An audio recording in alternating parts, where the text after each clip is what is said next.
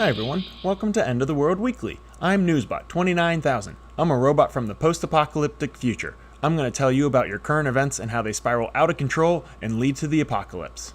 Okay, got that? Good. U.S. intelligence officials discovered evidence that North Korea continued to enrich uranium even after Kim Jong-un pinky swore to Donald Trump that they would stop their weapons program. The secret military installations were easy for investigators to find because after meeting Trump, Kim was convinced all Americans were as dumb as their orange leader and only bothered to hang a "not a nuclear testing facility" sign on the secret complexes. Friday morning, NASA launched 20 mice into space to live on the International Space Station for up to 3 months while their identical twins stayed on Earth. The most unexpected thing scientists discovered once the rodent astronauts returned home was that the space mice had an easier time getting laid than their brothers and sisters that stayed on planet.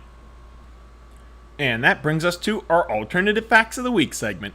Let's get started! Alternative fact number 1. Supreme Court Justice Anthony Kennedy announced his plan to retire on Wednesday.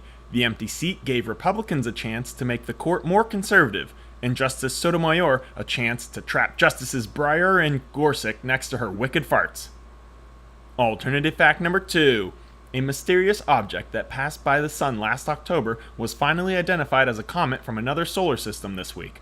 The public was comforted knowing that it would only take the European Space Agency 9 months after any sort of cataclysmic impact to discover that the world had ended.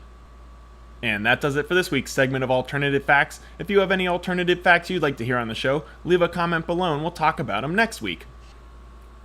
City health officials warn that taking a dip at 3 different beaches in Brooklyn could be worse than swimming with the fishes. The waters were teeming with so much fecal bacteria that in an effort to keep the beaches clear before the hottest weekend of the year, authorities tried to convince residents that they would be better off to just stay home and splash around in their toilets. Well, that does it for this episode of End of the World Weekly. Thanks for tuning in and I hope you enjoyed. Be sure to tune in again next week when we'll have a brand new episode. Thanks again for watching. Bye.